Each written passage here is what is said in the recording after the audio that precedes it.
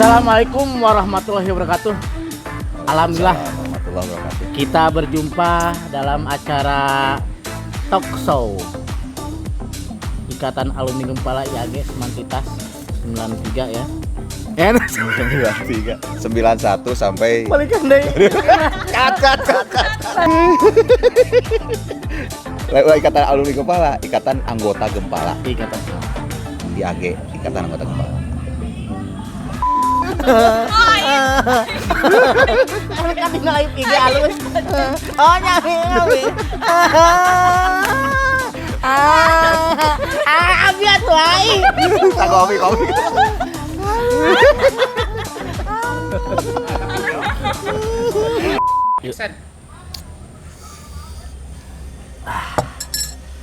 Assalamualaikum warahmatullahi wabarakatuh. Waalaikumsalam warahmatullahi wabarakatuh. Salam rimba. Salam rimba. Alhamdulillah kita bisa berjumpa dalam acara talk show di IAG Semantitas, dan tentunya kita sedang menghadapi acara IAG ini, yaitu akan mengadakan musyawarah, dan momentum ini mudah-mudahan menjadi momentum buat para anggota IAG untuk merefleksikan diri dan bagaimana membangun IAG ke depan menjadi sesuatu yang sahrini, sesuatu yang sahrini gitu ya. Dan alhamdulillah mungkin setelah kita mengadakan acara HUT Gempala sudah dibentuk ya. Pertama panitia musyawarah dan juga sekretariat yang baru sudah disepakati, dan tentunya dari panitia yang sudah terbentuk ada SC-nya, ada OC-nya gitu ya. Nah ini tentu perlu diinformasikan ya kepada teman-teman apa saja yang sudah, sedang dan akan dilaksanakan oleh panitia. Tapi tentunya kita butuh gambaran dulu, sejarah singkat saja ya, sejarah singkatnya sehingga ada IAG gitu ya. Mangga Kang, alhamdulillah mungkin di sini sudah ada narasumber dari SC musyawarah gitu ya, yaitu Kang Budi Karet. Mangga Kang Budi lah jelaskeun lah naon sejarah IAG secara singkat. Baik, bismillahirrahmanirrahim. Assalamualaikum warahmatullahi wabarakatuh. Salam rimba. Salam. Untuk kawan-kawan anggota Gempala dimanapun berada, mohon izin saya sedikit menyampaikan perjalanan terbentuknya IAG yang tentunya bukan saya sendiri ya yang membidani ataupun juga yang terlibat langsung sehingga lahirlah IAG. Sebetulnya sejarahnya cukup panjang. Pada mulanya kita mendapatkan banyak semacam aduan atau keluhan dari adik-adik kita yang anggota Gempala yang aktif di sekolah. Mereka banyak menyampaikan masukan atau keluhan terkait eksistensi pelajar pecinta alam, bahkan bukan di SMA 3 saja ya, tapi juga di sekolah lain. Karena pada awal tahun 2000 itu 96 ya, pada 96 kita ya cukup prihatin lah dengan banyak kejadian itu. Kemudian kebetulan waktu itu saya masih jadi pengurus ya, saya masih pengurus tahun 96 97 kita banyak bergabung dengan PA sekolah ya, anak-anak PA sekolahan SMA 1, 2, 3, 4 dan 5.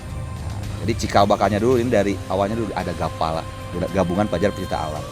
Tahun 96 itu kita sapu Gunung Galunggung, itu event pertama. 5 SMA ditambah juga undangan yang lain. Dari semua KPA yang 5 tadi juga ada dari umum. Nah setelah itu berlanjut karena saya udah alumni, tapi permasalahannya masih saja klasik gitu. Ada, mohon maaf ya, diskriminasi lah, perlakuan diskriminasi yang dirasakan oleh adik-adik kita di sekolah. Kemudian ya kita apresiasi dengan menggelar seminar. Seminar peran pelajar pecinta alam di lingkungan, baik itu sekolah ataupun di luar sekolah. Dan itu sangat diapresiasi oleh Dinas Pendidikan yang hadir, juga Kepala Dinas, kemudian dari Kepolisian, Kapolres, kemudian juga dari Kehutanan, Kementerian Kehutanan waktu itu yang hadir dari wilayah 5 kalau tidak salah, Ciamis, Tasik gitu. Dan penggiat yang diwakili oleh saya. Nah, semua sepakat alhamdulillah bahwa tidak ada perlakuan diskriminasi terhadap pelajar sejak alam, tapi mensupport. Ya. Maksudnya perpeloncoan mungkin ya? Bukan. Bukan. Jadi ada stigma negatif. Oh, stigma negatif terhadap para anggota pecinta alam yang ada di sekolah. Oh, iya, Beda iya. dengan organisasi ekskul yang lain gitu. Iya, iya. Maksudnya ke sana. Nah, saya meluruskan bahwa justru dengan diwadahi Gempala ini di SMA 3 utamanya itu justru tersalurkan. Betul. Nah, dari sanalah mulai terpikirkan kalau kiprah alumni itu memang harus diwadahi. Ya. Ada wadahnya, ada bahkan struktur ya yang efektif. Kebetulan tahun 2000 itu saya bikin kurikulum pendidikan untuk Gempala, dan itu kami sampaikan juga pada pihak sekolah dan diapresiasi alhamdulillah.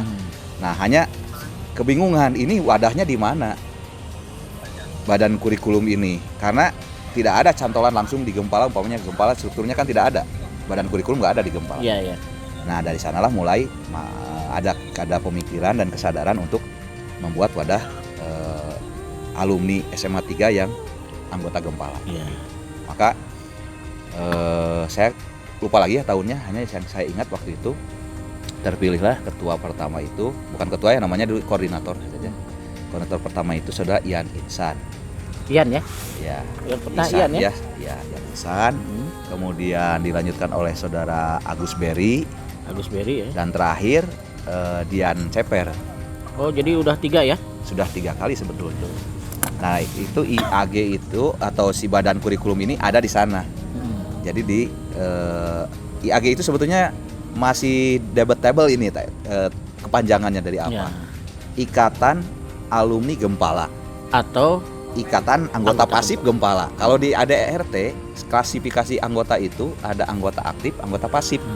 Jadi mereka yang sudah bukan terdaftar sebagai siswa di SMA 3 adalah anggota pasif Gempala.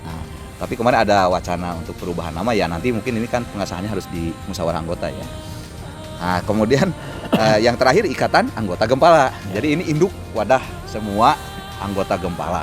Nah, adapun secara struktur keorganisasian di sekolah ya seperti yang sudah berjalan. Nah, jadi mungkin di tahun 2000 berapa ya, 2000 awal lah itu pertama dibentuk IAG yang memang hanya sebatas bukan paguyuban, jadi wadah koordinator saja, wadah koordinasi ya. Makanya ketuanya itu disebutnya koordinator saja. Sebetulnya ada struktur ke bawah. Dulu ada yang saya ingat ya, ada bidang kurikulum dan ekspedisi.